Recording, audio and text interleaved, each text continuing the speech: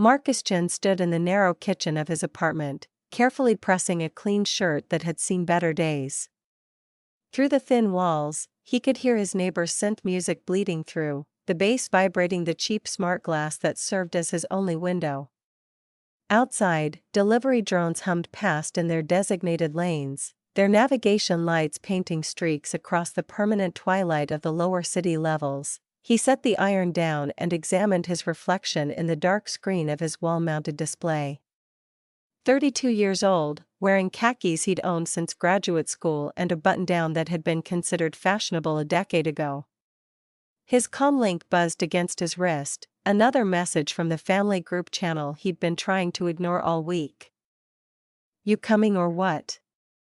Richard's message read, followed by a string of others he hadn't opened. Marcus swiped the notification away and pulled on the shirt.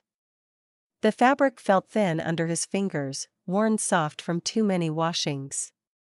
He thought about the students he'd left at Jefferson High just an hour ago, kids whose families lived in apartments even smaller than his, who painted and drew and created despite having access to nothing but the school's ancient art supplies and his own battered teaching materials. Destiny Martinez had stayed after class again, working on her digital canvas with an intensity that reminded Marcus why he'd chosen this life. She looked up at him with those serious dark eyes and asked, "Mr. Chen, you really think this is good enough for the scholarship application?" He'd pulled up a stool beside her, studying the holographic projection of her work, a portrait of her grandmother that seemed to shimmer with life, the old woman's face rendered in layers of light and shadow that spoke of love and loss and survival. "Destiny," he'd said quietly, "this is beyond scholarship quality. This is gallery work." She'd ducked her head, embarrassed, but he'd seen the smile she tried to hide. These moments, watching a kid discover their own power, these were worth more than anything his family understood. His comm link buzzed again. This time it was grandmother Eleanor, and he couldn't ignore her. "Dear boy," the text read, "I'm sending a car for you. No arguments. And I have someone special I want you to meet tonight. Trust me." Marcus frowned at the message. Eleanor never played games without reason, but he couldn't imagine what she was planning. He grabbed his ancient jacket, real fabric, not the smart weave that adjusted to temperature and style preferences, and headed for the door. The elevator descended through the residential levels, each floor a little nicer than the one above it, until he reached street level where the city opened up into the glittering expanse of the mid-towers. Here, the buildings stretched upward toward the genuine sky, their surfaces alive with advertisements and status displays. Each one broadcasting the wealth and importance of the people who lived inside. A sleek black transport waited at the curb, its AI driver already opening the door as Marcus approached. The interior smelled of leather and money, the kind of vehicle he'd stopped riding in years ago. He settled into the seat and watched through the tinted windows as the city transformed around him, rising higher and higher until they broke through into the upper levels where the genuine wealthy lived. The Whitmore Country Club occupied an entire platform suspended 3,000 feet above the lower city, its transparent floors offering dizzying views down through the layers of civilization. Marcus's stomach clenched as the transport pulled up to the entrance, where valets in crisp uniforms moved between vehicles that cost more than most people earned in a decade. A young valet took one look at Marcus's clothes and barely concealed his hesitation. "Sir, I'll need your access code." Marcus held up his wrist, letting the comlink project Eleanor's invitation. The valet's expression shifted slightly, surprise, maybe a touch of respect, before he stepped back. "Of course, Mr. Chen. Welcome to the Whitmore Club." The lobby opened before him like a cathedral of glass and chrome, every surface gleaming, every guest perfectly dressed in smart fabric that shifted colors and patterns with their movements. Marcus felt immediately, painfully visible in his static clothing. A fixed point in a sea of flowing change. "Marcus." Victoria's voice cut through the ambient conversation like a blade. "You made it." His cousin materialized from the crowd, her dress a masterpiece of programmable fabric that currently displayed a subtle aurora pattern across deep blue. She air-kissed near his cheek, close enough that he could smell her expensive perfume but not so close that she actually touched him.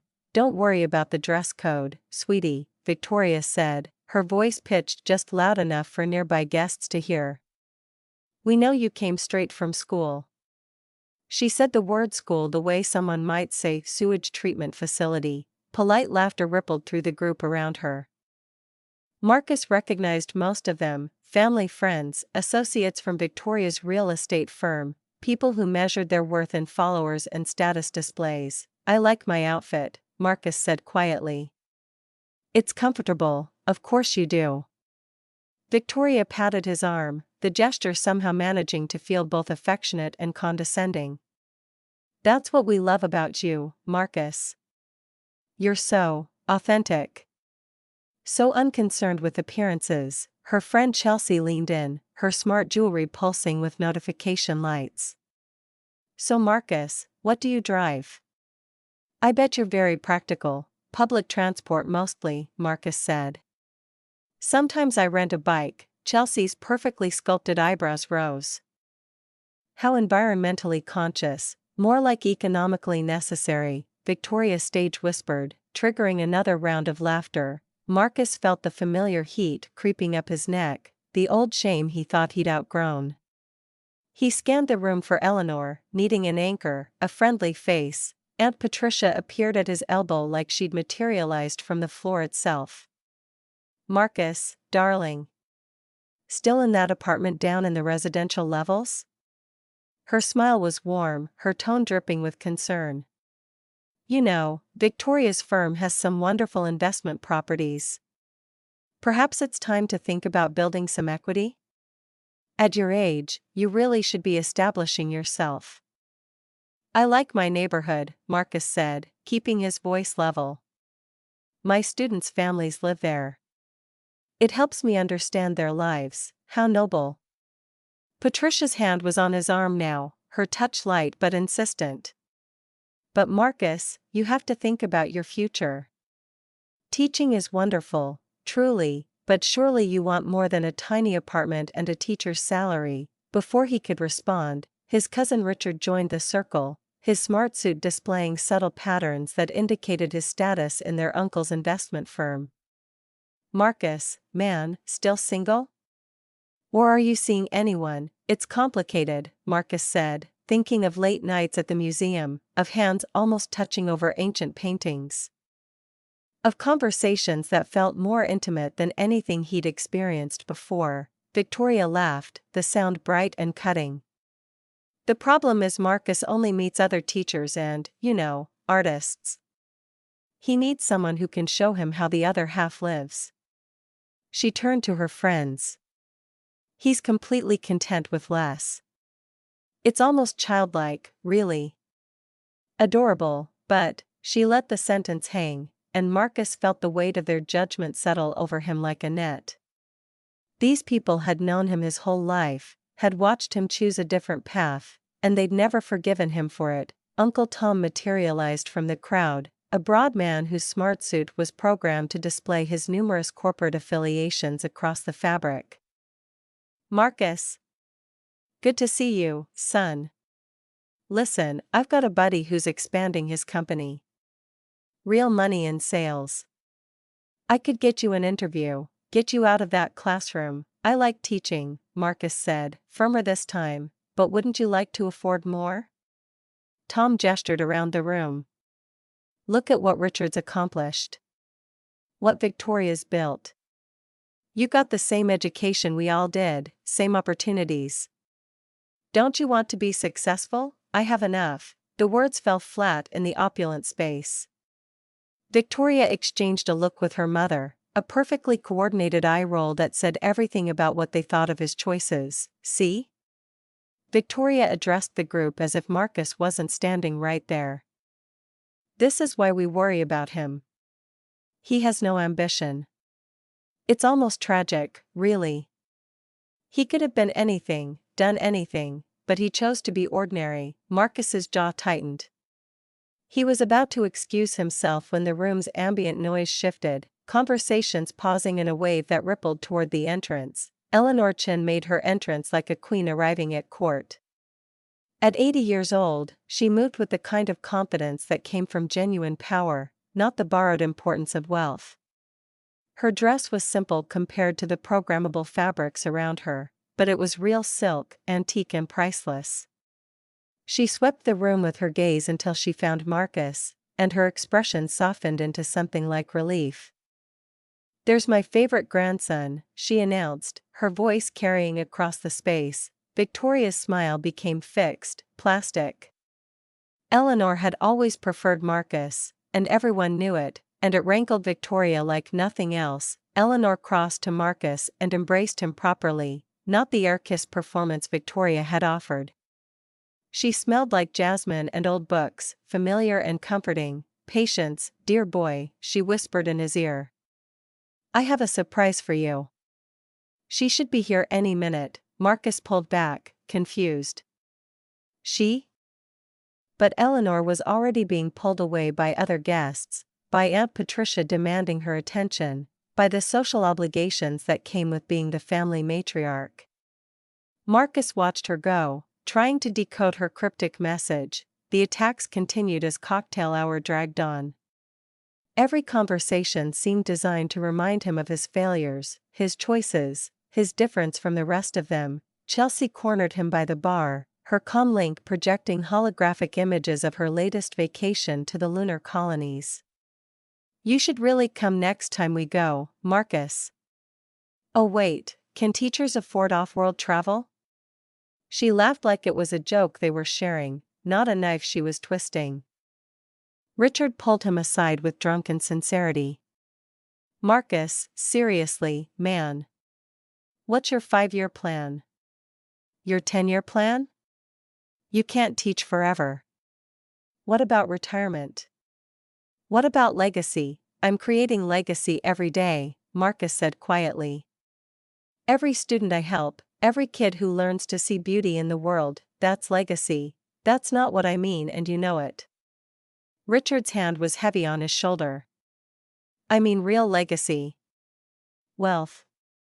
Status. Something that lasts." Marcus thought about Destiny Martinez and the 50 other students who'd passed through his classroom this year alone. He thought about the scholarship applications he'd helped prepare, the portfolios he'd reviewed, the futures he'd helped shape. But he didn't say any of this because he knew Richard wouldn't understand. Victoria found him again, this time with both her mother and Uncle Tom in tow. They formed a semicircle around him, blocking his escape route, and he felt like prey being herded. "Marcus," Victoria began, her tone taking on the practiced sympathy of an intervention, "we've been talking, and we're concerned. We love you, you know that, but someone needs to be realistic with you." "About what?" "About your life." Patricia stepped closer, her hand reaching for his arm again. "You're 32 years old, living like a college student, pouring your energy into kids who probably won't even remember your name in 10 years. Where's your retirement account? Your investment portfolio? Your plan?" "I have a plan," Marcus said, his voice tight. "Teaching art to poor kids?" Tom shook his head. "Marcus, that's not a plan. That's a hobby you're being paid minimum wage to pursue." "I don't make minimum wage, might as well," Victoria cut in. "We looked it up. Your salary is embarrassing. And before you say it's about passion or purpose or whatever, let me ask you this: when was the last time you took a real vacation? Went to a nice restaurant? Bought yourself something new?" Her eyes traveled over his worn clothes. "You're throwing your life away on people who can't even help you in return." Marcus felt something cold and hard settling in his chest. "They don't need to help me in return. That's not how teaching works, see?" Victoria turned to the others. "This is what I mean. He has no concept of reciprocity, of building networks, of positioning himself for future opportunities. He's stuck in this idealistic bubble where effort and good intentions matter more than results. My results are just fine, Marcus said quietly. Are they? Tom challenged. Because from where I'm standing, you've got nothing to show for a decade of work. No property, no savings, no prospects. You're one medical emergency away from bankruptcy, Marcus. One accident. One bad break. And then what? The truth of it was like acid in Marcus's throat. They weren't entirely wrong. By every metric they valued, he was failing. By the world's standards, at least the world they inhabited, he was nowhere. I'm happy, he said, and hated how defensive it sounded. Patricia's expression shifted into something like pity. Oh, sweetie. You say that now, but what about in 20 years? 30? When you're still in that apartment, still riding public transport, still watching other people build lives while you stand still. Before Marcus could respond, the room's energy shifted again. Conversations didn't just pause this time, they stopped entirely. Marcus turned to see what had captured everyone's attention. The woman who entered seemed to carry her own gravity, pulling every eye in the room toward her. She wore a dress of deep emerald green that actually was simple compared to the programmable fabrics around her, but she didn't need technology to command attention. Her dark hair was pulled back in a way that emphasized her sharp cheekbones and intelligent eyes, and she moved with the kind of confidence that came from knowing exactly who she was and being completely comfortable with it. Marcus's breath caught. Dr. Sophia Reeves. Eleanor appeared at the woman's side immediately, embracing her with genuine warmth. Everyone, Eleanor announced, her voice carrying through the silent room, this is Dr. Sophia Reeves, Chief Curator of the Whitmore Museum. Sophia, dear, come meet my family. Marcus watched as Sophia was introduced around the room, her handshakes firm, her smile professional but warm. She spoke to each person with focused attention, but Marcus could feel, or maybe he imagined, her awareness of him, the way her gaze kept sliding in his direction before catching and holding. Then Eleanor was guiding her toward their group, toward Marcus, and his heart was suddenly beating too fast. And this, of course, is my grandson Marcus, Eleanor said, her eyes gleaming with something Marcus couldn't quite read. Though I believe you two already know each other, Sophia extended her hand, and when Marcus took it, he felt that same electric charge that had been building between them for 3 weeks. Mr. Chen, she said, her voice rich with barely suppressed amusement. What a coincidence, Dr. Reeves. His mouth was dry. I didn't know you'd be here. Your grandmother and I have been corresponding for weeks. Sophia's hand was still in his, her grip warm and firm. She wanted to see how our partnership is developing. The word partnership seemed to hang in the air between them, loaded with meanings that had nothing to do with museums or art donations. Victoria recovered first, inserting herself between them with practiced ease. Oh, Marcus, you didn't tell us you had connections at the Whitmore. Did you take a school field trip there or something? Sophia's expression didn't change. But something flickered in her eyes as she finally released Marcus's hand and turned to Victoria. Actually, Marcus and I have been working together quite closely. Several evenings a week, in fact. Marcus nearly choked on nothing. He saw Victoria's eyebrows rise, saw the quick glance she exchanged with her mother, saw the calculation happening behind their eyes. That's sweet, Victoria said, her tone suggesting it was anything but. Marcus does love his art. Though I imagine at a museum like the Whitmore, you mostly deal with serious collectors and donors. The most serious, Sophia agreed smoothly. In fact, I'm currently working with the most significant donor in the museum's history. Victoria's interest sharpened immediately. Marcus could practically see the networking algorithms running behind her eyes. How fascinating. You know, my husband Julian owns the Ashford Gallery downtown. I'd love to connect you too. He's been trying to network with major donors in the art world. Ashford Gallery? Sophia's smile didn't waver. Yes, he's left me several voicemails. Really? Victoria's hand flew to her chest. Oh, you must call him back. He's brilliant, and his gallery could be such a valuable partner for the right donors. I'm sure if you just gave him a chance to present his vision, I'll certainly consider it, Sophia said. Though my schedule has been consumed with the Chen estate donation. The words fell into the conversation like stones into water, creating ripples that spread outward. Marcus saw Aunt Patricia's head snap around, saw Uncle Tom straighten from his casual lean. The Chen estate? Patricia's voice was sharp. Is that related to our family? Eleanor appeared beside them, her smile mysterious and satisfied. Very much so. Marcus felt the ground shifting beneath him, felt the carefully constructed walls he'd built around his secret beginning to crack.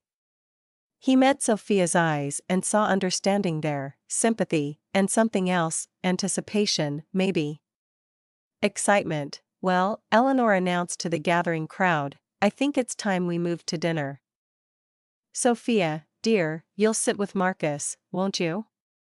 I've seated you together. As the crowd began moving toward the dining room, Sophia touched Marcus's arm, her fingers light but deliberate.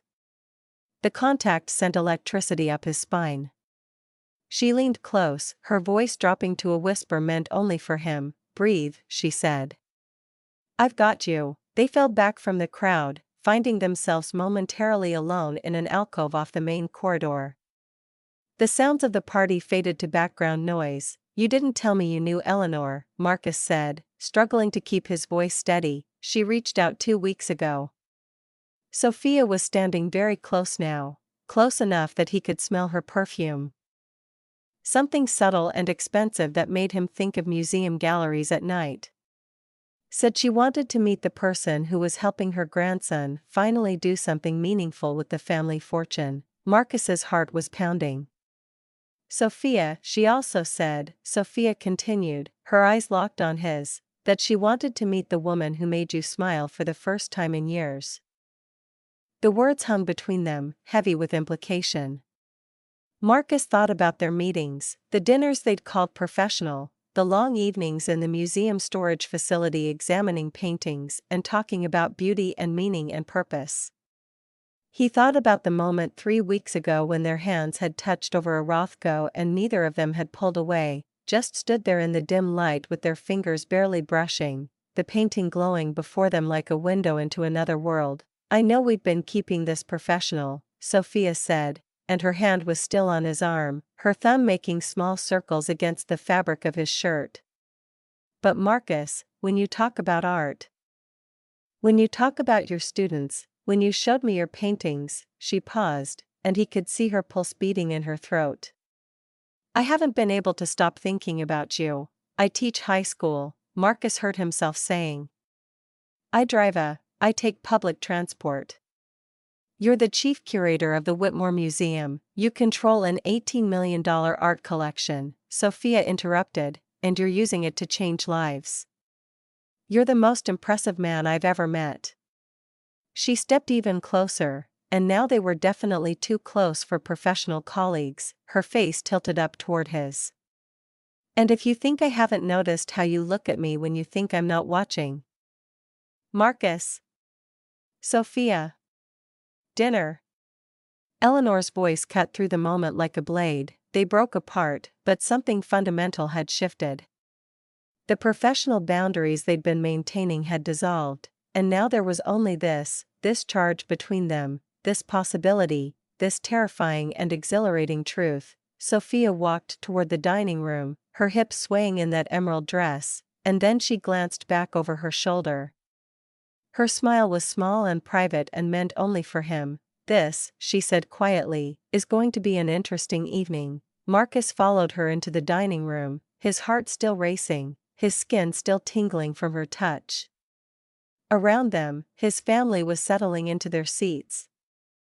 Victoria holding court, Aunt Patricia managing seating arrangements, Uncle Tom already ordering expensive wine. The dining room stretched before them like a stage designed for theater, all glass and chrome and floating holographic centerpieces that shifted colors with the ambient conversation. Marcus found himself seated beside Sophia, their chairs close enough that he could feel the heat radiating from her body, could catch the subtle scent of her perfume every time she moved. Eleanor presided at the head of the table like a queen observing her court, her sharp eyes missing nothing. Across from them, Victoria had already downed 2 glasses of wine, her smart fabric dress shifting through increasingly aggressive color patterns, deep reds bleeding into black. A visual representation of her mood that everyone could read. The first course arrived on levitating plates, delivered by server drones that hummed softly as they settled the food before each guest. Marcus barely noticed what he was eating. His shoulder kept brushing against Sophia's, and each contact sent electricity racing through his nervous system. "Dr. Reeves," Victoria said, her voice carrying that particular edge that wine sharpened but didn't create, "you simply must tell us how you rose to chief curator so young." "It's incredibly impressive," Sophia set down her fork with deliberate care. "Hard work, mostly. And genuine passion for making art accessible to everyone, not just the wealthy." Victoria nodded, completely missing the subtle jab. "Of course. Though I imagine you work with mostly elite circles?" "The major donors, the collectors, actually," Sophia said, and Marcus heard the steel beneath the silk in her voice. "My favorite projects involve community outreach. Which is why the Chen estate donation has been so exciting. The vision behind it is revolutionary." Marcus felt everyone's attention shift toward him and tried to redirect it. "Sophia's being modest. The Whitmore's new children's wing is going to be incredible. The interactive exhibits, the accessibility programming." Sophia turned to him, and the warmth in her expression was so genuine it made his chest tight. "Only because you insisted on interactive exhibits. Remember that argument we had about the Rothko?" Marcus couldn't help smiling. "You wanted it in the contemporary wing, behind climate-controlled glass, and you said it needed to be where children could sit with it." Sophia's knee pressed against his under the table. "Where they could feel what you felt the first time you saw it." Color field painting isn't about intellectual distance. Marcus was aware they were leaning toward each other, aware that everyone else at the table had faded into background noise. It's about emotional immersion. About letting the color wash over you until you can't tell where you end and the painting begins. "You made me see it completely differently." Sophia's voice had dropped lower, more intimate. "You make me see everything differently." The moment stretched between them, charged and heavy.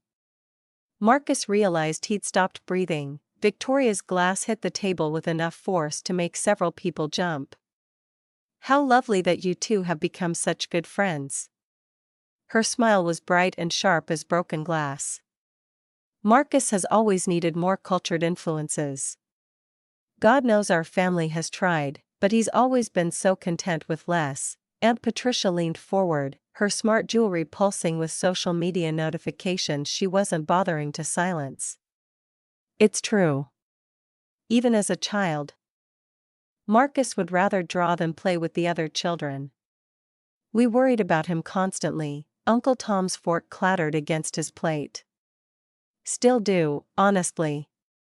A man your age should be thinking about building wealth, starting a family. Making something of himself." Sophia's posture changed. Marcus felt it before he saw it, the way she straightened, the way her shoulders squared. When she spoke, her voice could have frozen nitrogen.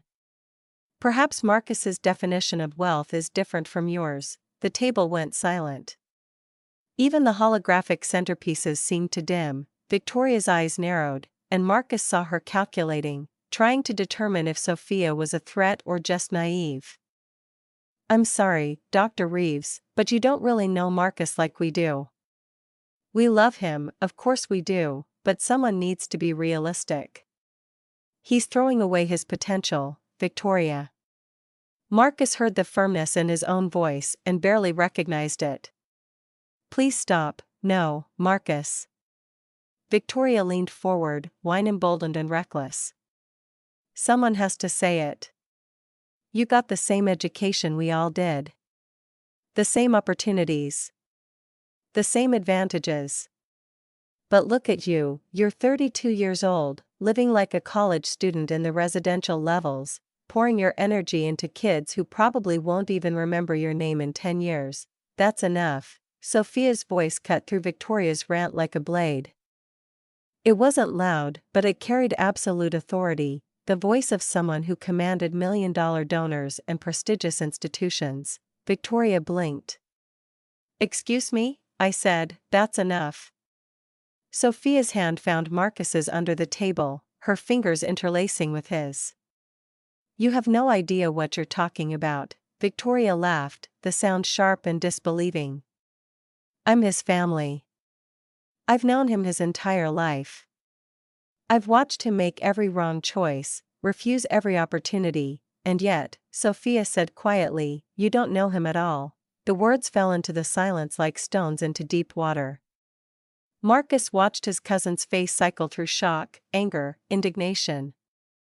Across the table, Eleanor leaned back in her chair, sipping her wine with an expression that suggested she was enjoying every second of this. Cousin Margaret cleared her throat, attempting to ease the tension. "Dr. Reeves, you mentioned the Chen estate donation earlier. I'm curious, is it substantial?" Sophia's hand was still holding Marcus's beneath the table. "It's the largest single donation in our museum's 150-year history." The murmurs started immediately, a ripple of shock moving around the table. Marcus watched Victoria's interest sharpen, saw the calculations happening behind her eyes. Uncle Tom set down his wine glass with exaggerated care. "How much are we talking about?" "I'm not at liberty to disclose exact figures," Sophia said, her voice perfectly professional despite the fact that her thumb was tracing circles against Marcus's palm. "But the collection being donated includes works by Picasso, Pollock, Rothko, and Modigliani, among others." Aunt Patricia sat up straighter, her hand flying to her throat. "Wait. Those names, weren't those in Father Chen's collection?" Eleanor set down her wine glass with deliberate precision, the crystal ringing softly against the table. "They were." Richard leaned forward. "But I thought that collection was in storage somewhere.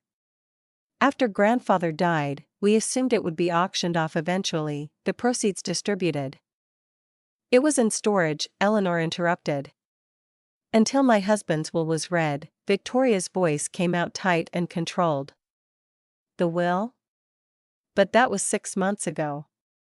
"Who inherited the collection?" Eleanor smiled, taking another sip of wine.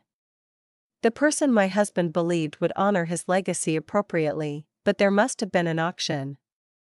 Victoria was gripping her glass so hard Marcus worried it might shatter. "Those pieces are worth." She stopped, and he could practically see her doing the math. "Millions. Tens of millions, approximately 18 million, Sophia said calmly, at last appraisal." The words hung between them, heavy with implication. Marcus thought about their meetings, the dinners they'd called professional, the long evenings in the museum storage facility examining paintings and talking about beauty and meaning and purpose. He thought about the moment 3 weeks ago when their hands had touched over a Rothko and neither of them had pulled away, just stood there in the dim light with their fingers barely brushing, the painting glowing before them like a window into another world. "I know we've been keeping this professional," Sophia said, and her hand was still on his arm, her thumb making small circles against the fabric of his shirt.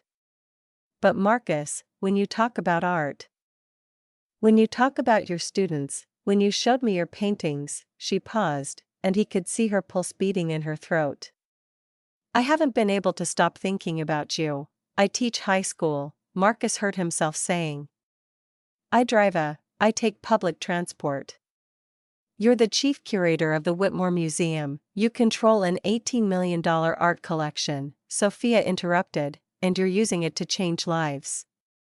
You're the most impressive man I've ever met."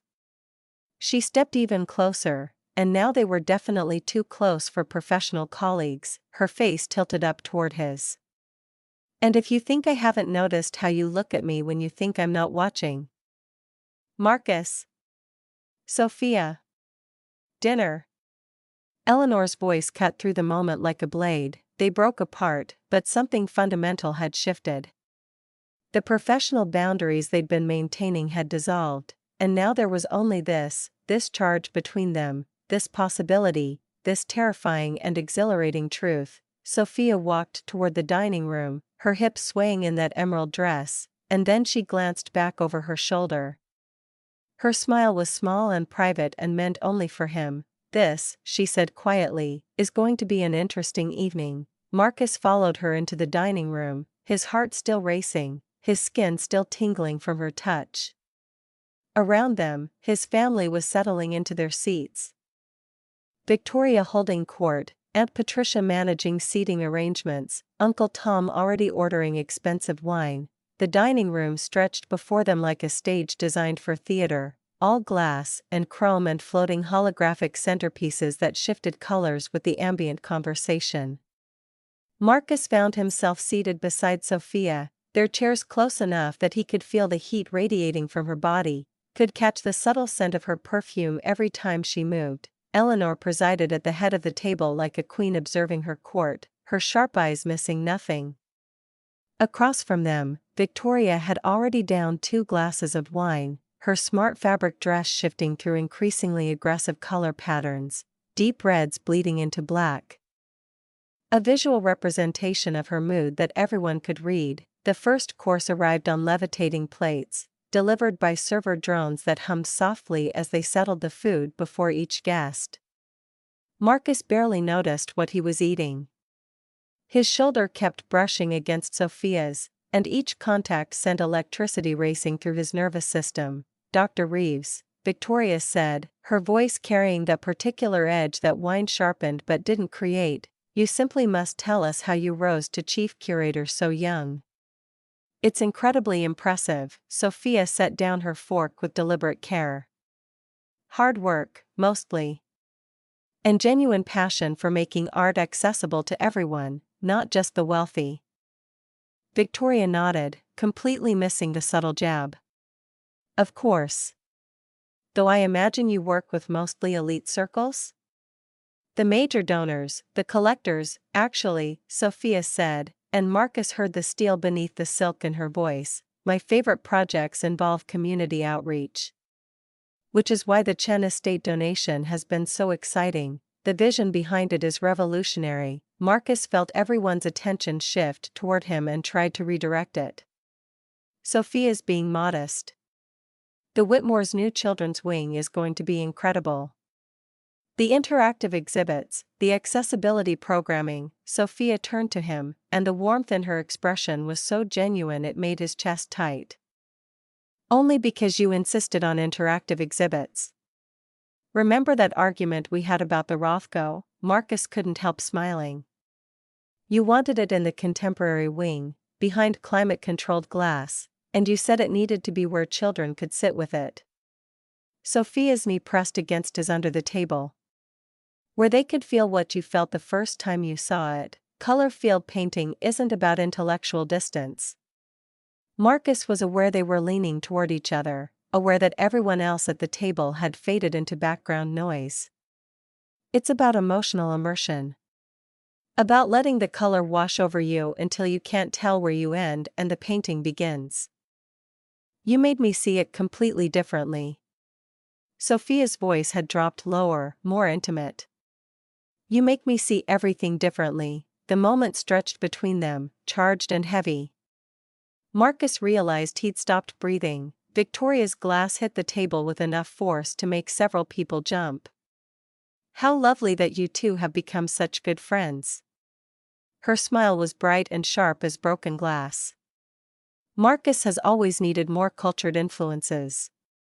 God knows our family has tried, but he's always been so content with less. Aunt Patricia leaned forward, her smart jewelry pulsing with social media notifications she wasn't bothering to silence. It's true. Even as a child, Marcus would rather draw than play with the other children. We worried about him constantly. Uncle Tom's fork clattered against his plate. Still do, honestly. A man your age should be thinking about building wealth, starting a family. Making something of himself. Sophia's posture changed. Marcus felt it before he saw it, the way she straightened, the way her shoulders squared. When she spoke, her voice could have frozen nitrogen. Perhaps Marcus's definition of wealth is different from yours. The table went silent. Even the holographic centerpieces seemed to dim. Victoria's eyes narrowed, and Marcus saw her calculating, trying to determine if Sophia was a threat or just naive. "I'm sorry, Dr. Reeves, but you don't really know Marcus like we do. We love him, of course we do, but someone needs to be realistic. He's throwing away his potential, Victoria." Marcus heard the firmness in his own voice and barely recognized it. "Please stop, no, Marcus." Victoria leaned forward, wine-emboldened and reckless. "Someone has to say it. You got the same education we all did. The same opportunities. The same advantages. But look at you, you're 32 years old, living like a college student in the residential levels, pouring your energy into kids who probably won't even remember your name in 10 years. That's enough." Sophia's voice cut through Victoria's rant like a blade. It wasn't loud, but it carried absolute authority, the voice of someone who commanded million-dollar donors and prestigious institutions. Victoria blinked. "Excuse me?" I said. "That's enough." Sophia's hand found Marcus's under the table, her fingers interlacing with his. "You have no idea what you're talking about," Victoria laughed, the sound sharp and disbelieving. "I'm his family. I've known him his entire life. I've watched him make every wrong choice, refuse every opportunity, and yet," Sophia said quietly, "you don't know him at all." The words fell into the silence like stones into deep water. Marcus watched his cousin's face cycle through shock, anger, indignation. Across the table, Eleanor leaned back in her chair, sipping her wine with an expression that suggested she was enjoying every second of this. Cousin Margaret cleared her throat, attempting to ease the tension. "Dr. Reeves, you mentioned the Chen estate donation earlier. I'm curious, is it substantial?" Sophia's hand was still holding Marcus's beneath the table. "It's the largest single donation in our museum's 150-year history." The murmurs started immediately, a ripple of shock moving around the table. Marcus watched Victoria's interest sharpen, saw the calculations happening behind her eyes. Uncle Tom set down his wine glass with exaggerated care. "How much are we talking about?" "I'm not at liberty to disclose exact figures," Sophia said, her voice perfectly professional despite the fact that her thumb was tracing circles against Marcus's palm. "But the collection being donated includes works by Picasso, Pollock, Rothko, and Modigliani, among others." Aunt Patricia sat up straighter, her hand flying to her throat. "Wait. Those names, weren't those in Father Chen's collection?" Eleanor set down her wine glass with deliberate precision, the crystal ringing softly against the table. "They were." Richard leaned forward. "But I thought that collection was in storage somewhere. After grandfather died, we assumed it would be auctioned off eventually, the proceeds distributed." "It was in storage," Eleanor interrupted. "Until my husband's will was read." Victoria's voice came out tight and controlled. "The will? But that was 6 months ago." "Who inherited the collection?" Eleanor smiled, taking another sip of wine. "The person my husband believed would honor his legacy appropriately, but there must have been an auction." Victoria was gripping her glass so hard Marcus worried it might shatter. "Those pieces are worth," she stopped, and he could practically see her doing the math. "Millions. Tens of millions, approximately 18 million, Sophia said calmly, at last appraisal." The table erupted. Multiple conversations started at once, voices overlapping in shock and disbelief and poorly concealed greed. Marcus sat very still, feeling the weight of his secret pressing down on him, feeling Sophia's hand squeezing his in silent support. Aunt Patricia's voice cut through the chaos. 18 million? Eleanor, why weren't we told? If that was sold and divided among the family, it wasn't sold. Eleanor's voice carried the kind of authority that came from decades of commanding respect. It was inherited. By one person, Victoria stood up so fast her chair scraped against the floor. Who? Eleanor simply smiled and took another sip of wine, letting the silence build. Uncle Tom tried next. Well, it must be you, Eleanor. As his widow, you'd naturally know. Eleanor shook her head. My husband was very specific. He left the collection to the grandchild who loved art for what it is, not what it costs. Marcus felt every eye in the room slowly turn toward him. He sat frozen, his hand still clutching Sophia's beneath the table, feeling like a specimen under glass. Victoria's laugh came out sharp and disbelieving. No.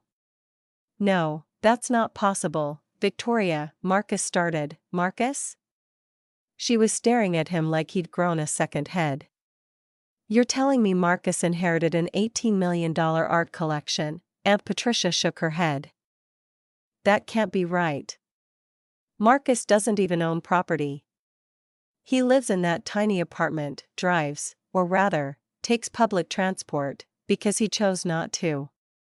Eleanor's voice carried steel beneath the silk. He could have sold the collection immediately. Lived in luxury for the rest of his life. Instead, she gestured to Sophia.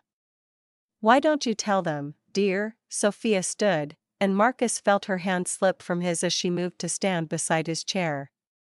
It was a deliberate positioning, a united front, and he loved her for it even as his heart hammered in his chest. For the past 6 months, Sophia said, her voice carrying across the silent room, I've had the privilege of working with Marcus to place his grandfather's collection. Not sell it. Place it. In museums, schools, community centers.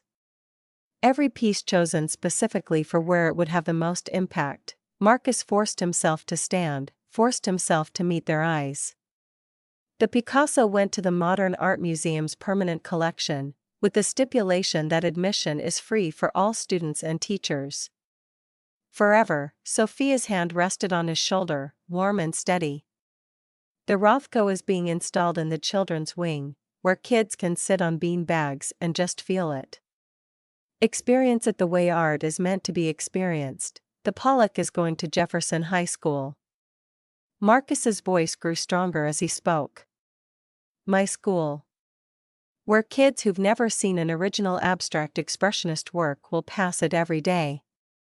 Where they'll learn that art isn't something distant and untouchable, it belongs to them too. The Modigliani portraits are being split between 3 women's shelters, Sophia continued. To be displayed in their common areas. Because Marcus believed women rebuilding their lives deserved to see beautiful things, Victoria sank back into her chair, her face pale. You gave it away. I honored grandfather's wishes. Marcus felt something loosening in his chest, years of defensive posture finally dropping away. He wanted the art to matter. He wanted it to be part of people's lives, not sit in a climate-controlled storage unit as an investment portfolio, but the money. Aunt Patricia's voice cracked. I could have what? Marcus heard his voice rising and didn't try to stop it. Bought a bigger apartment so you'd stop being embarrassed by me? Traded public transport for a luxury vehicle so Uncle Tom would respect me? Quit teaching so Victoria would stop calling it my adorable little life. Victoria flinched. I never meant, yes, you did. The words came out flat, final. You all did. For years. Every family gathering, every phone call, every message in the family channel. Subtle digs about my choices, my career, my worth. He looked around the table at their shocked faces. You measured me by your standards and found me lacking.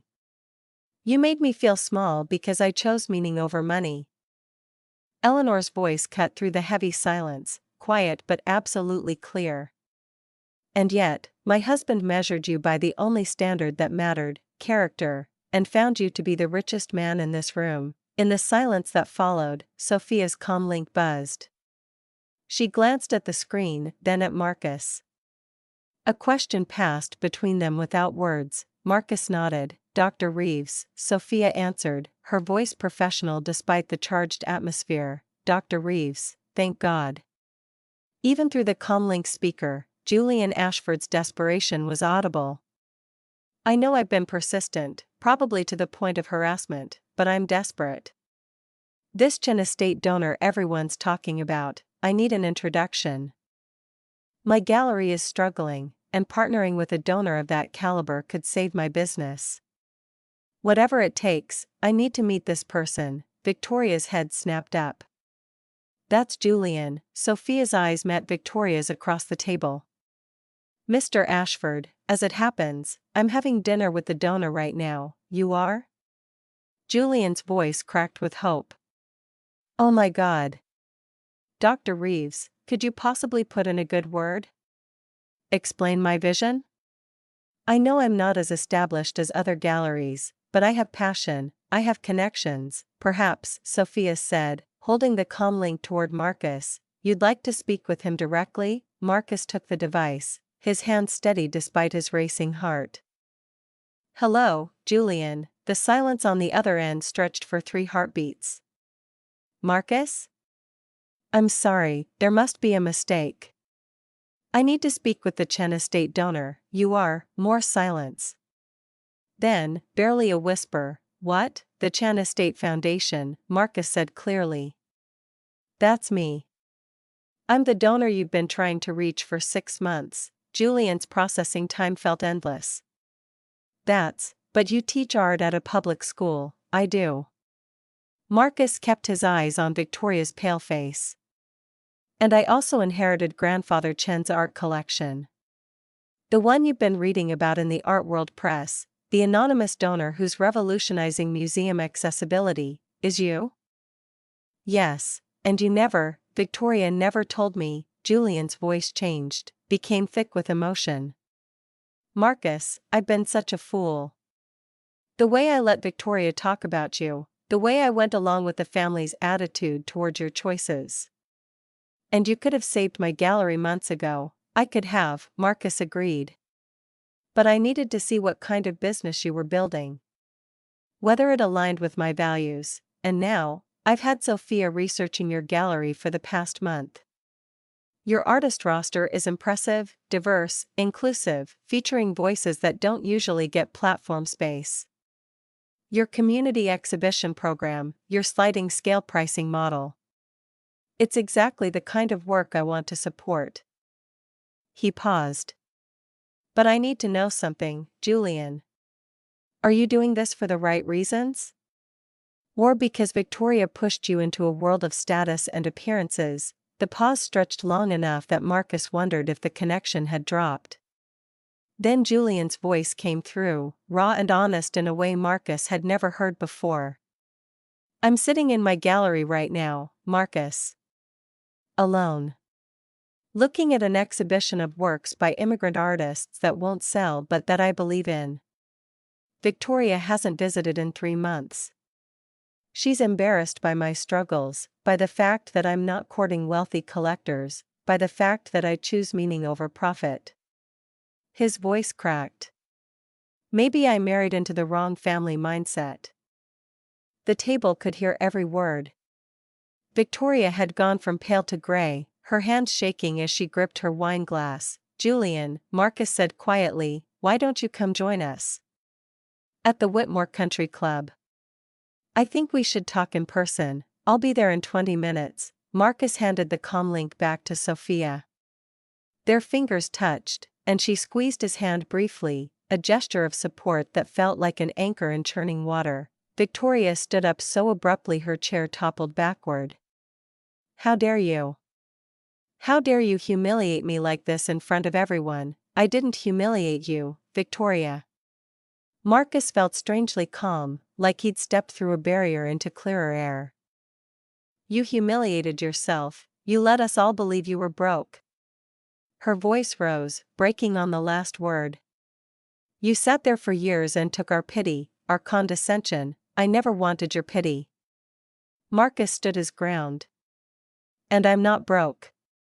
I'm exactly as wealthy as I need to be. You gave away $18 million. I invested $18 million in things that matter. He met her eyes. There's a difference. Sophia stepped closer to him, her presence solid and reassuring. Your cousin has personally funded art programs in 12 schools across 3 districts. He's created full scholarship funds for 50 students. He's ensured that world-class art is accessible to communities that would never otherwise see it. He's done more good with that inheritance than most people do in a lifetime. Victoria turned on Sophia, her face twisted with something ugly. And you? You've been what, sleeping with him? Using him for donations to advance your career? Careful, Mrs. Ashford. Sophia's voice dropped to something dangerous. Marcus moved between them without thinking. Sophia's relationship with me has been entirely professional. Until tonight, we haven't even. He stopped, glancing at Sophia, seeing her slight smile. We haven't crossed any lines. Sophia met his eyes, and in front of his entire family, said clearly, though not for lack of wanting to. The admission hung in the air like a revelation. Marcus felt his breath catch, felt heat rushing to his face. Eleanor actually laughed, the sound delighted and triumphant. Well, it's about time someone said it out loud. Victoria grabbed her designer purse, her hands shaking. This is insane. You're all insane. I'm not going to stand here and watch you all pretend Marcus is some kind of hero when he's just. Sit down, Victoria. Eleanor's voice cut through her daughter's rant like a knife through silk. Victoria froze. Excuse me, I said, sit down. Eleanor's expression had hardened into something formidable. Your husband is on his way.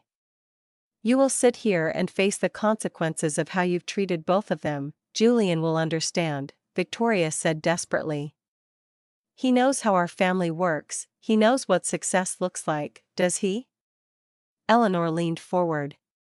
Or have you been hiding behind our family to justify your own shallow values?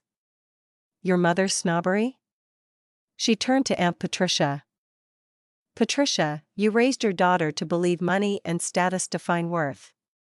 Look at what it's produced. Aunt Patricia straightened in her chair, defensive. I raised her to be practical, to understand how the world actually works. You raised her to be cruel. The word landed like a physical blow. Small cruelties, masked as concern. Passive aggression disguised as family love. Death by 1,000 cuts. Eleanor stood, and despite her age, she seemed to fill the room with presence. You all want to know why my husband left the collection to Marcus? I'll tell you the real reason. Not because Marcus was his favorite, though he was.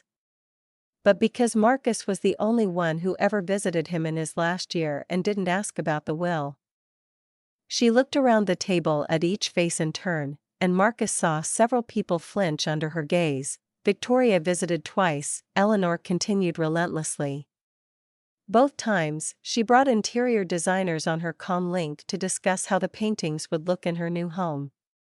Patricia called weekly, to discuss estate planning and asset liquidation timelines. Tom sent emails about the optimal market conditions for selling high-value art.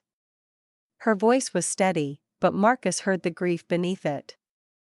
You were all circling like vultures. We were trying to help plan. Uncle Tom started weekly. You were counting your inheritance before my husband was cold.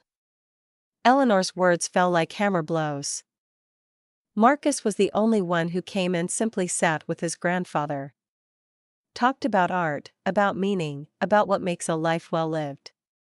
About legacy as something more than money passed down. He never once asked what he'd inherit. I didn't care about that, Marcus said softly, we know. Eleanor's expression softened as she looked at him. That's exactly why you deserved it. She sat back down, suddenly looking every one of her 80 years.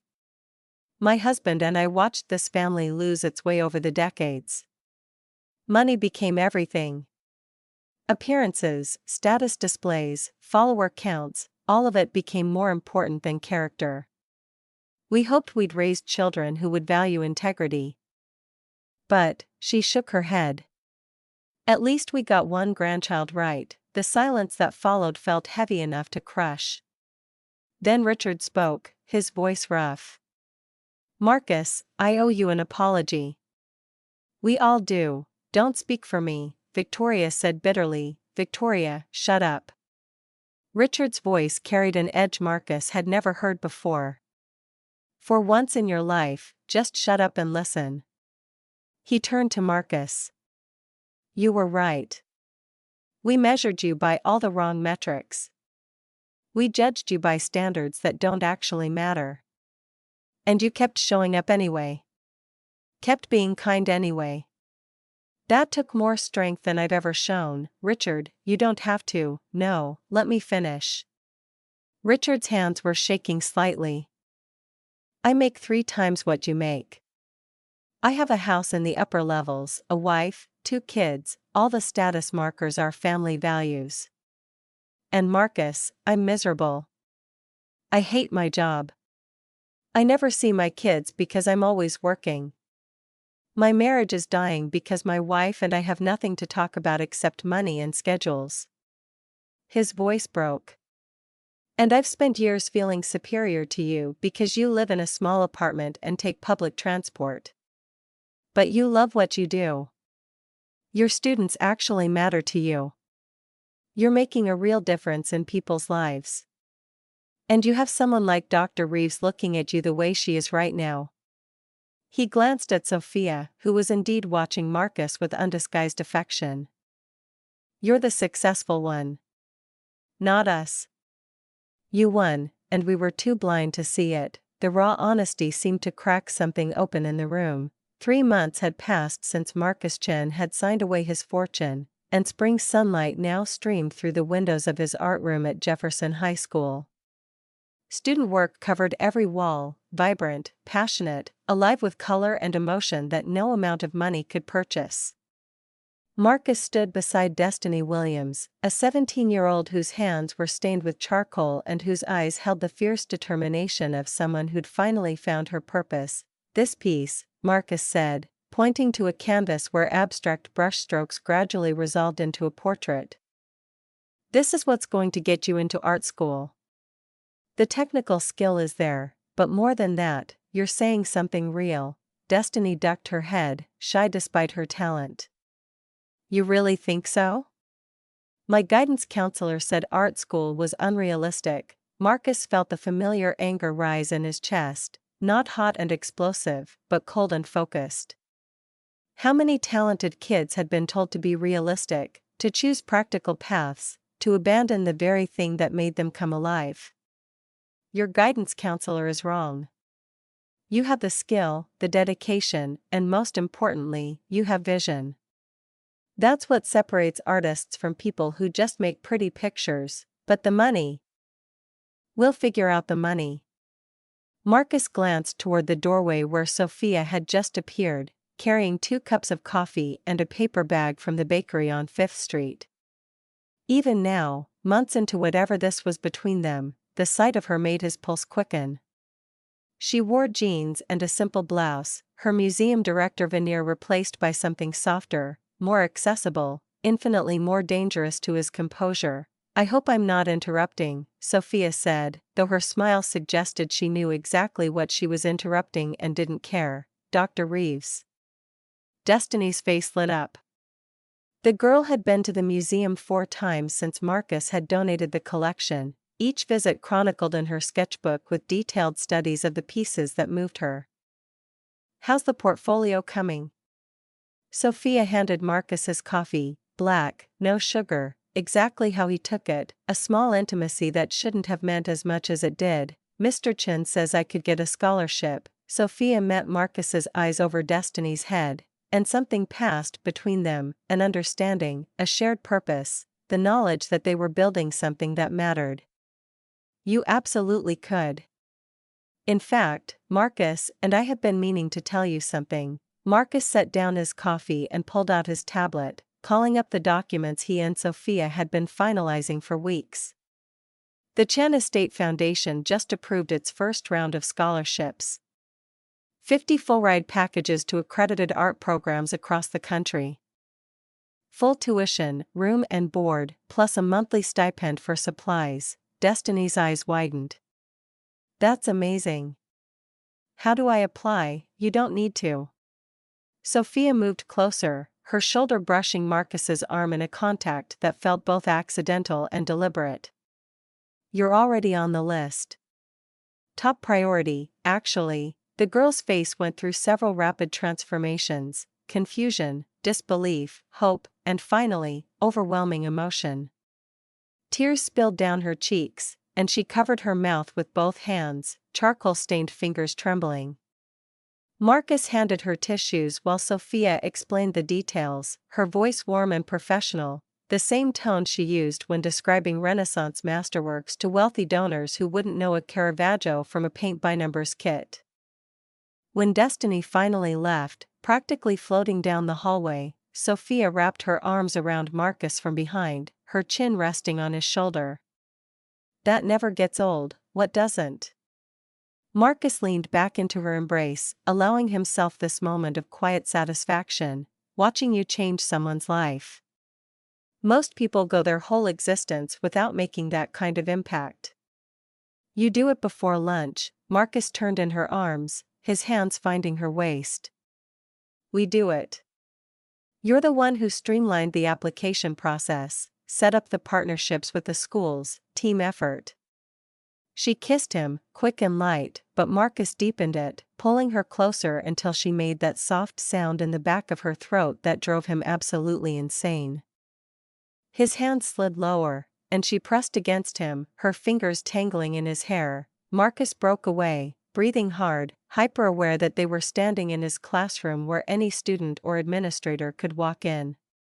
If we don't stop now, there's going to be a scandal that rocks Jefferson High. Sophia's eyes had gone dark, her pupils dilated. Tonight. Your place or mine? Mine's closer, yours it is. She leaned in, her lips brushing his ear. And Marcus? Wear that paint-stained shirt you know I like. She walked out, hips swaying with deliberate provocation, and Marcus watched her go, slightly dazed and definitely aroused. He had donated a $100 million art collection, established a foundation that would impact thousands of lives, and somehow the most unbelievable thing was that Sophia Reeves, brilliant, beautiful, completely out of his league, had chosen him. That evening, the Ashford Gallery had been transformed. Julian had always had excellent taste, but now he had the resources to act on it, thanks to his partnership with the Chen Foundation. The current exhibition, First Voices, showcased emerging artists from immigrant communities, and the space was packed with an eclectic mix of art students, community members, and surprisingly, several serious collectors Julian had cultivated through his renewed focus on meaningful work rather than commercial appeal. Marcus and Sophia arrived together, her hand in his, and Julian greeted them with genuine warmth that would have seemed impossible 6 months ago when he'd been drowning in debt and desperation. You made it. Julian's face was flushed with excitement and what Marcus suspected was a fair amount of champagne. What do you think? Marcus looked around the gallery, taking in the powerful images, a Vietnamese grandmother's hands preparing traditional food, a Somali woman in hijab standing before the Capitol building, a Mexican boy reading in a library that seemed to glow with possibility. This is exactly what we hoped for. Real work, real stories. We've already sold 3 pieces, Julian said, unable to contain his pride. But more importantly, I've had 5 schools contact me about bringing student groups. And that collector over there, he nodded toward an elegant older woman examining a photograph with serious intensity. She wants to commission 3 artists from the exhibition. Real money, but also real respect for their vision. She's not buying to match her sofa. Sophia squeezed Marcus's hand. This is what sustainable arts funding looks like. Not charity, not condescension, just creating space for talent to flourish. Julian's expression shifted, became more serious. Victoria came by earlier. Marcus kept his voice carefully neutral. How is she different? She started her own business, consulting for small real estate investors, helping them find properties that serve communities instead of displacing them. She says she needed to remember what it felt like to help people instead of just extracting value from them. Julian paused, swirling his champagne. We're separated. Probably heading toward divorce. But we're actually talking now, really talking, maybe for the first time in years. I'm glad, Marcus said, meaning it. For both of you. She asked about you. Wanted to know if you were happy. Marcus glanced at Sophia, who had moved to examine one of the paintings more closely. Her professional eye assessing the brushwork and composition. Tell her I am. Very much. 2 weeks later, Eleanor Chen hosted a dinner at her home, not the sprawling estate where Marcus's grandfather had displayed his collection like trophies, but a smaller, more intimate brownstone in the city. Only close family attended: Marcus and Sophia, Richard and his wife Amanda, Uncle Tom and Aunt Patricia, Victoria, and Eleanor herself. The mood was tentative but genuine. People were actually listening to each other instead of waiting for their turn to perform status and success. Richard set down his wine glass with slightly more force than necessary, drawing everyone's attention. I quit my job. Uncle Tom's fork froze halfway to his mouth. You what? I quit. I was making $300,000 a year, and I was miserable. My kids barely knew me. Amanda and I hadn't had a real conversation in months. So I quit. Richard looked directly at Marcus, and there was something new in his expression: respect, maybe, or recognition. I'm going back to school. Architecture. It's what I wanted to do before Dad convinced me to go into finance because that's where the real money was. Uncle Tom's face had gone red. Richard, that's very idealistic, but you have responsibilities. I do have responsibilities. To my family. To myself. To not waste my one life doing something that makes me want to drive my car into oncoming traffic every morning. Richard's voice was steady, calm, absolutely certain. We sold the big house. Moved to a smaller place in a neighborhood with good public schools instead of private ones that cost $40,000 a year. Amanda went back to work part-time doing what she actually loves, landscape design. And yeah, we have less money. But my kids see me now. My wife smiles again. I'm happy. Uncle Tom sat back in his chair, looking older than Marcus had ever seen him. The patriarch whose approval had shaped so many family decisions suddenly seemed diminished, uncertain of his own authority. Aunt Patricia reached across the table, her hand trembling slightly as she touched Marcus's arm. I owe you an apology. A real one, not the performative kind I'm usually so good at. Her voice cracked, years of carefully maintained composure fracturing. I raised Victoria to value all the wrong things. Money, status, the right connections, the right zip code. And in doing so, I damaged my relationship with my daughter and failed to see your worth until you proved it in a way that was impossible to ignore. Marcus met her eyes and saw genuine remorse there, the kind that came from actual self-examination rather than social necessity. I appreciate that. Victoria had been quiet through most of the meal, but now she set down her napkin and looked at her mother. I've been thinking a lot about legacy. What we leave behind that actually matters. She turned to Marcus. You taught me something I should have understood years ago. Legacy isn't about how much wealth you accumulate or what your name appears on. It's about impact. Those students you're funding, the artists who'll create because you believed in them, the communities that will benefit from accessible art, people will feel that impact for generations. That's real wealth. Eleanor raised her glass, her hand steady despite her age. To Marcus. For showing us what truly matters. Everyone raised their glasses, even Uncle Tom, though his expression suggested he was still processing how his entire worldview had been quietly dismantled by a high school art teacher. Sophia squeezed Marcus's hand under the table, her thumb tracing circles on his palm in a gesture that managed to be both comforting and distracting. "To Marcus," she said softly. "For being exactly who he is." The dinner continued with actual conversation. Richard described his architecture program with infectious enthusiasm. Victoria talked about a non-profit housing project that was teaching her what ethical development looked like. Even Uncle Tom awkwardly asked Marcus about his teaching methods, genuinely curious for perhaps the first time in his life. It wasn't perfect. Years of family dynamics couldn't be erased over one meal.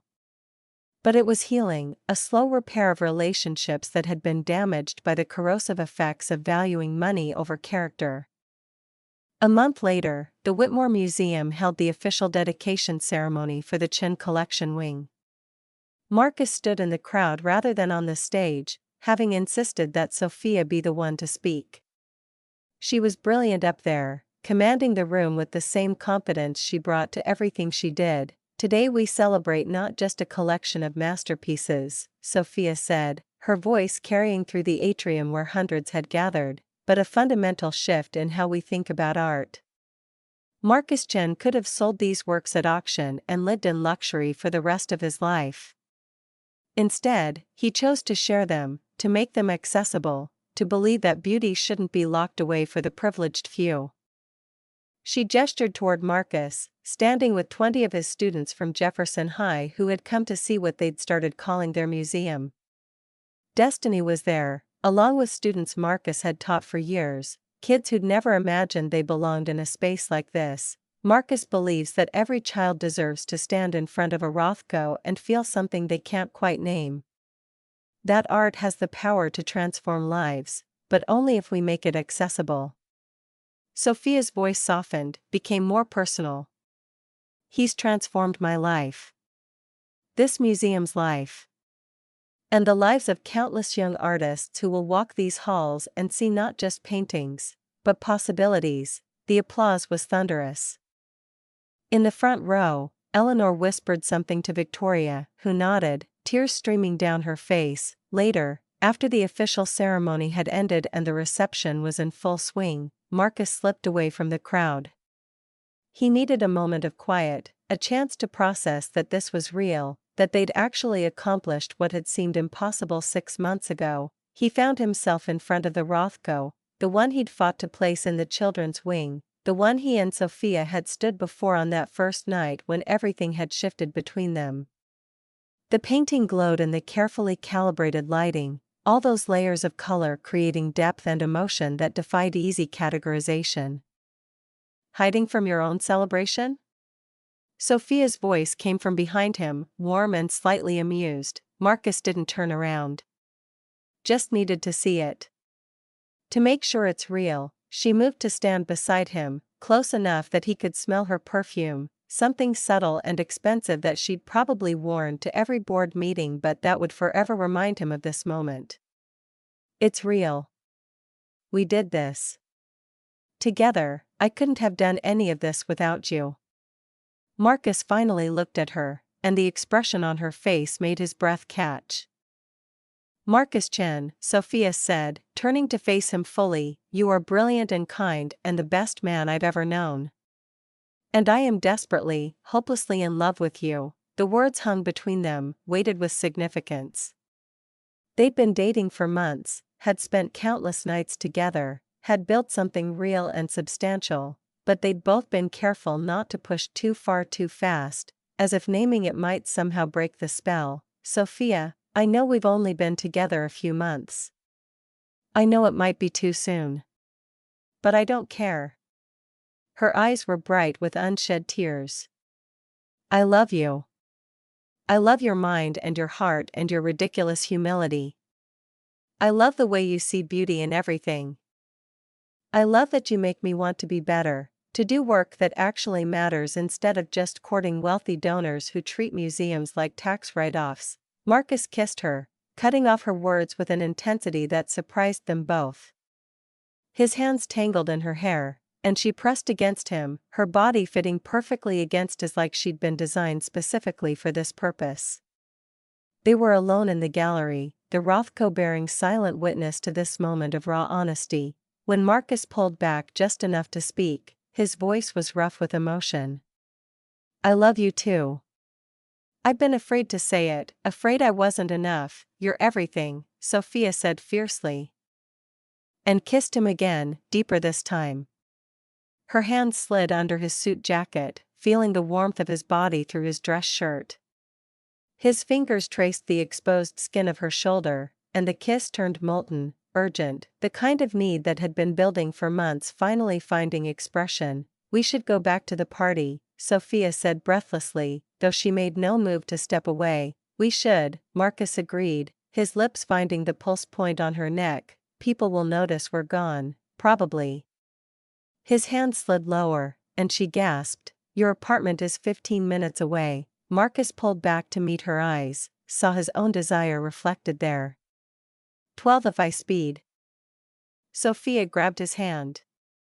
"Let's go." They practically ran from the gallery, laughing like teenagers sneaking away from prom, alive with desire and love and the sheer joy of being chosen. 6 months later, on a lazy Sunday morning, Marcus woke to find Sophia sketching in bed beside him.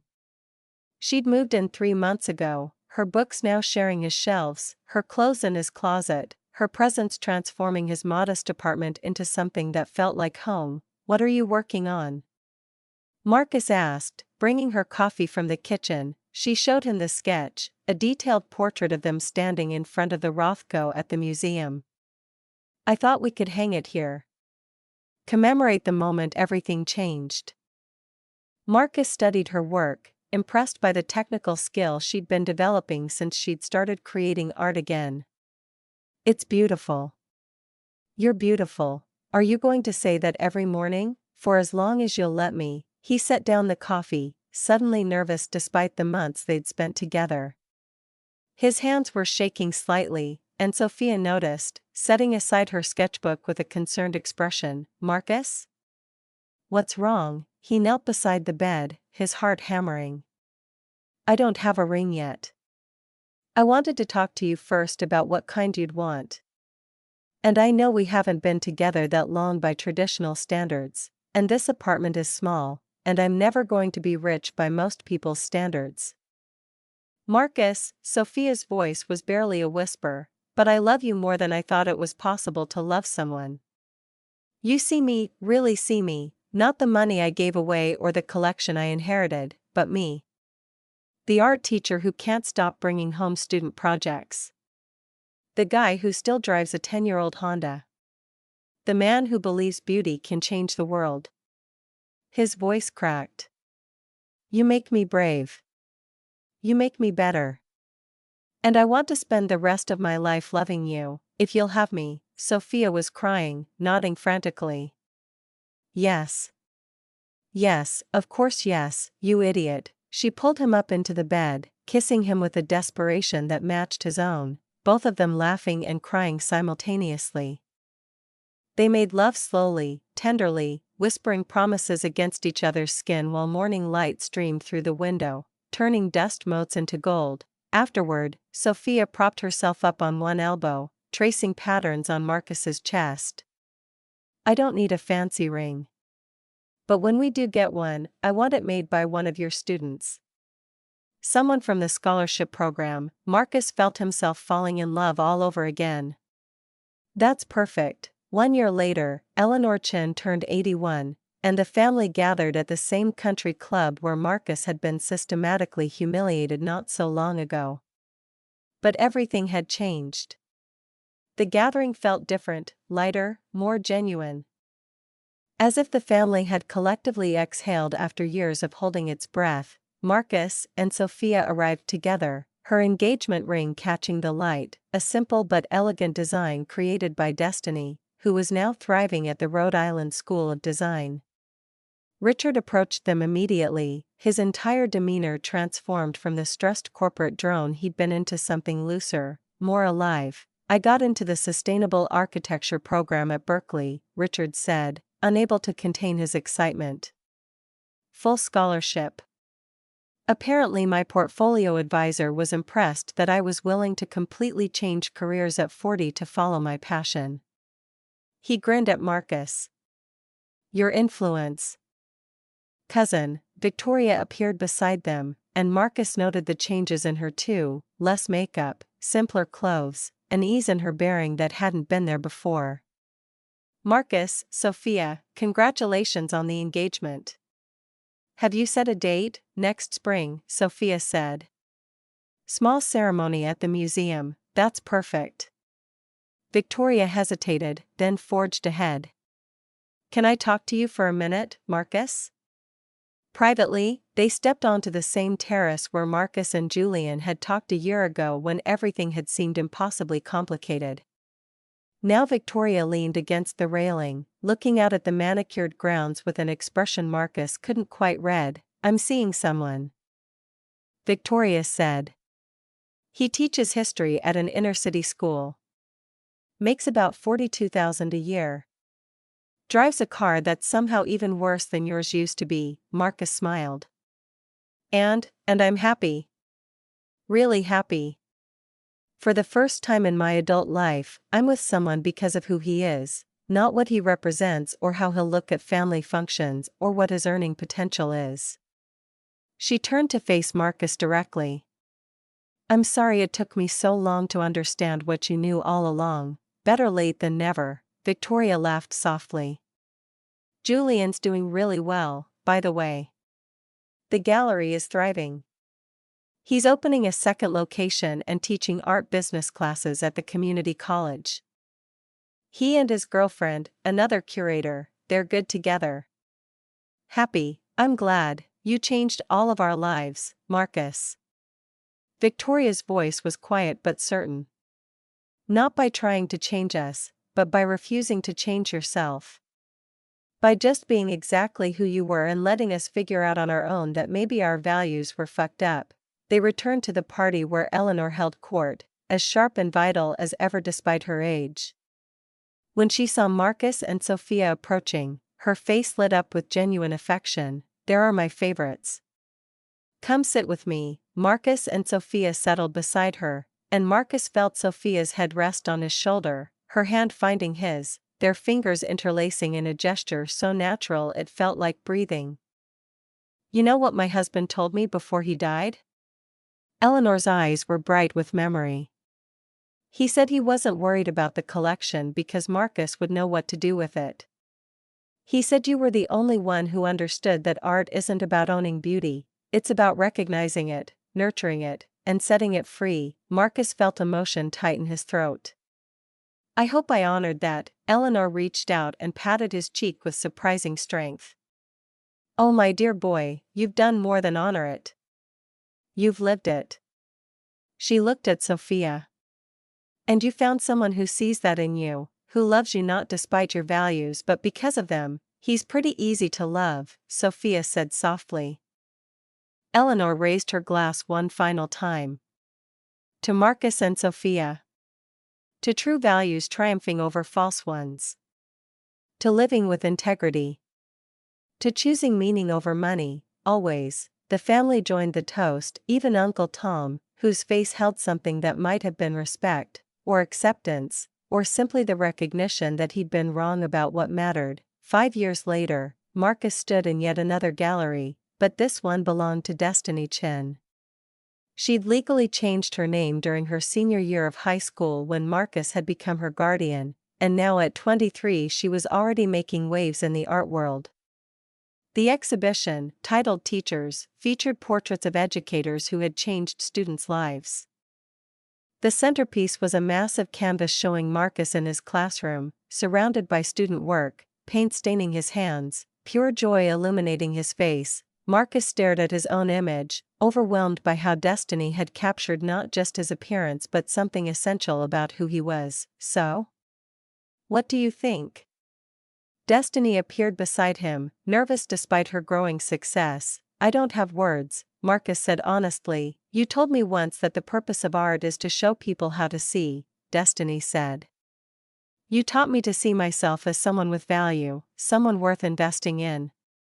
This exhibition sold out in 3 days. I'm donating half the proceeds to the Chin Foundation Scholarship Fund.